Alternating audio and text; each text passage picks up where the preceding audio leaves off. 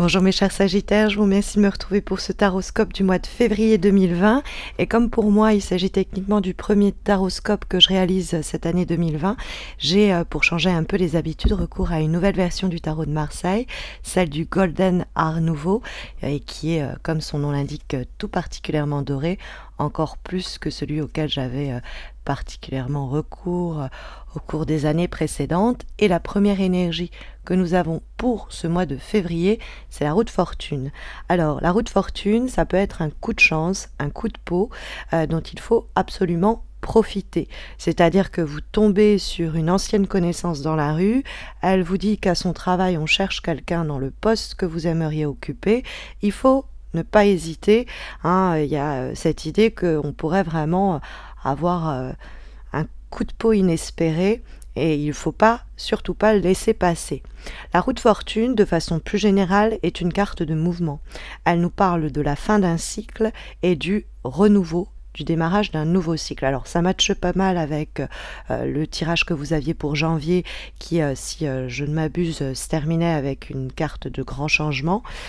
Et donc la roue de fortune, elle suit le mouvement, elle nous parle de passer à une autre étape. Donc ça peut être une période où on vous demande pas mal d'être mobile notamment, parce que la roue de fortune peut nous parler de petits déplacements, de voyages, etc.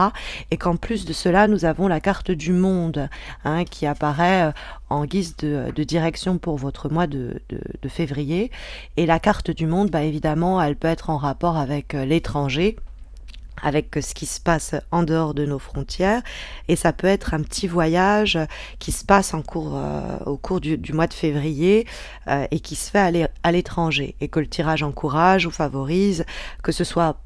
pour des affaires personnelles ou professionnelles et matérielles. Le tirage nous dit que ça peut faire avancer les choses pour nous. La situation peut connaître du coup des événements un peu inattendus et imprévus, parce que la roue de fortune, on n'a pas de maîtrise à proprement parler sur les événements, donc on surfe la vague, on s'abandonne un peu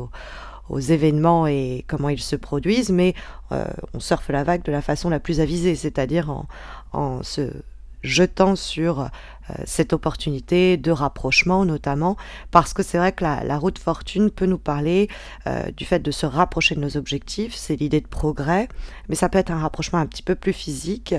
puisque on pourrait être tenu éloigné du boulot de nos rêves sur un plan géographique, ou d'une personne avec qui la distance pourrait d'ailleurs provoquer quelques heurts et quelques frictions, puisqu'on trouve le 2 de coupe dans les obstacles, et donc il y a une décision forte qui va être prise, nous indique la carte de l'as d'épée,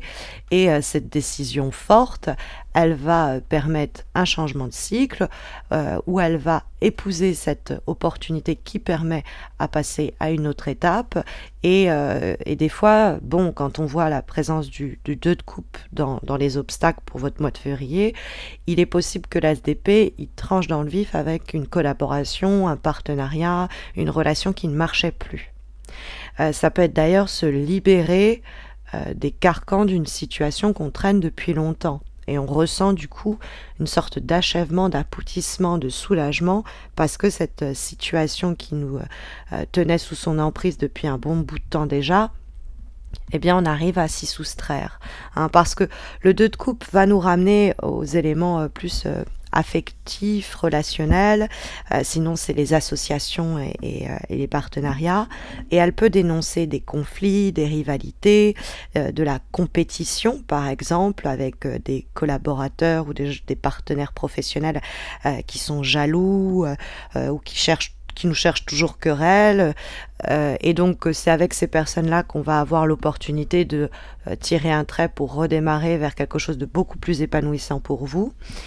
puisque la carte du monde, ça peut être aussi s'associer avec de nouvelles personnes, travailler avec de nouvelles personnes, mais on peut prendre ce que je viens de dire sur un plan plus affectif, avec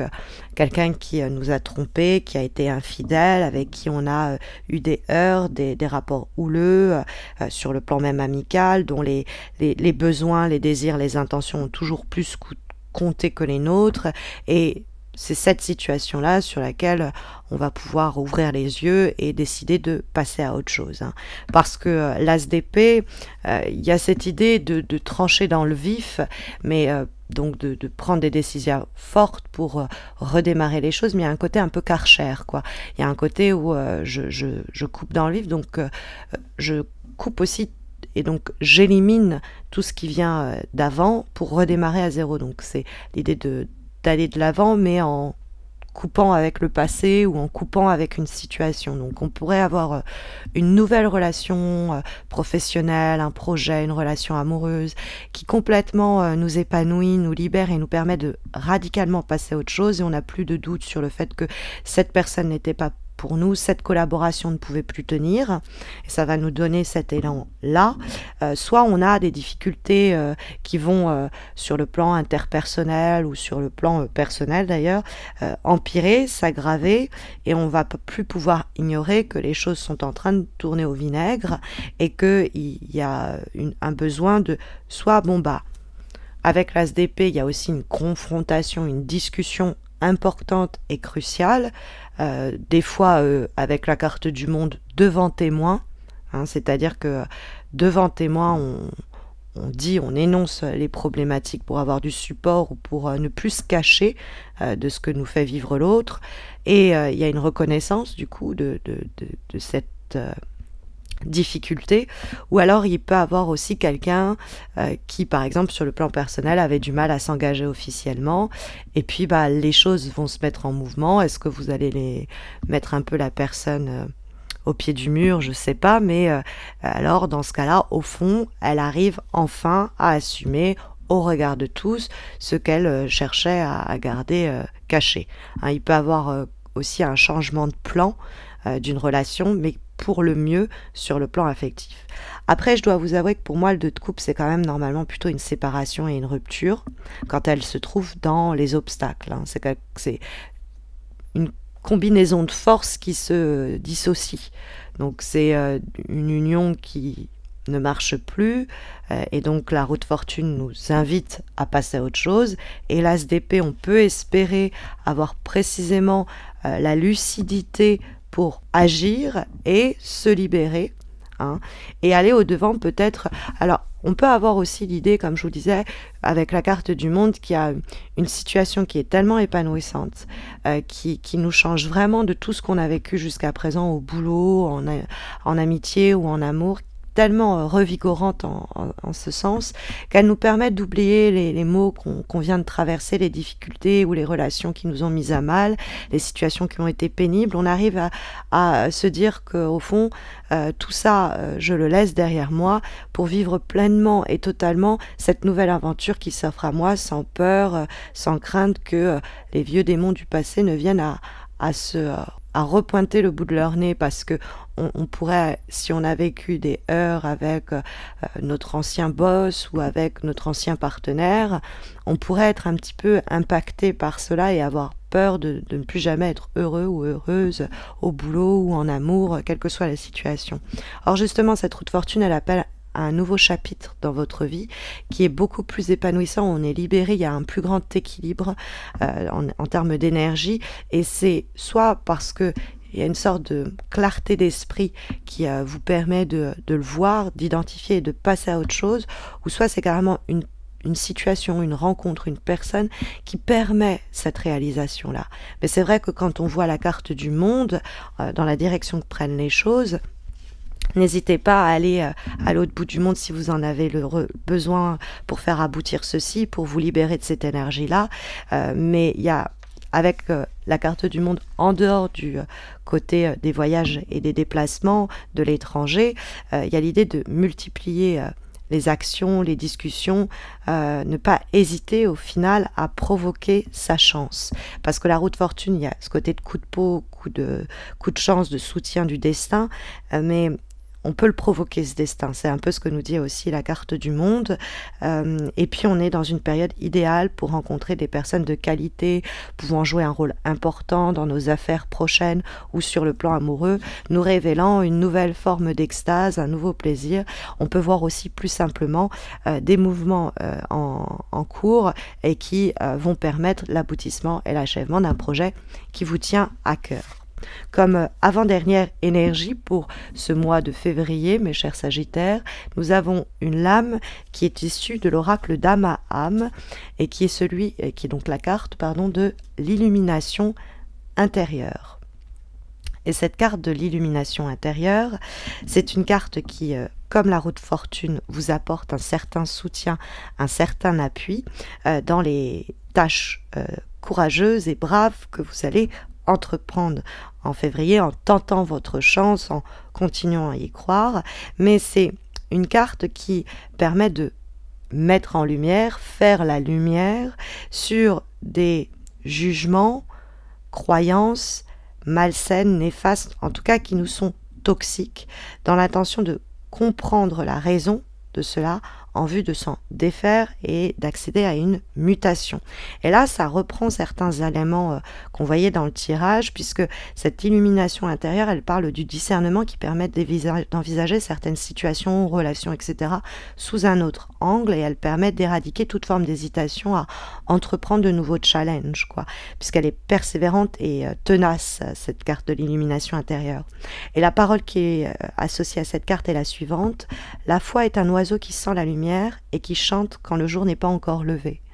Donc on a l'idée de la roue de fortune, de signes, par exemple, qui pointe cette arrivée d'achèvement, d'aboutissement, cette lumière que le monde va indiquer et qui va peut-être nous permettre aussi de révéler les croyances ou les personnes, les situations qui ont été toxiques et dont on peut enfin se délivrer. Parce qu'il y a quelque chose de l'ordre d'une ancienne blessure ou d'une blessure que l'on porte depuis un bout de temps, qu'on peut enfin guérir, puisqu'on voit en effet surgir dans le cadre de la dernière énergie que nous avons pour ce mois de février et qui est une lame issue du jeu Umbrazaï. Nous avons la carte de la résilience et de la blessure originelle. Alors la résilience, l'idée de pouvoir guérir d'anciens traumas et d'anciens traumas constitués par donc cette blessure originelle. Et cette carte nous dit que, on va justement avoir l'opportunité de guérir une vieille blessure qui peut être associée à cette croyance ancienne et toxique qu'on a faite nôtre, peut-être à cause de cette mauvaise expérience-là. Et donc, il y a une situation qui va pouvoir mettre en lumière ce mécanisme et nous permettre de mettre à nu cette vulnérabilité pour justement la guérir. Il y a l'idée d'un acte guérisseur presque sacré qui peut se produire au cours du mois de février, comme un clin d'œil de la vie qui vous dit voilà, cette blessure, elle est cicatrisée, elle a guéri, on peut à nouveau tenter, pas le diable, mais tenter des aventures où on pourrait être, de notre point de vue et des expériences et de cette blessure originaire passée qui était la nôtre, ou par lesquelles on pourrait être blessé. Et donc il y a quelque chose de nouveau, cette résilience-là à laquelle la lame du jeu d'Umbrazaï fait allusion et qui nous permet de guérir d'anciens maux et de vivre de nouvelles aventures et expériences sans être on va dire, travaillé par ces traumas anciens. Voilà, en tout cas, les énergies sondées par les lames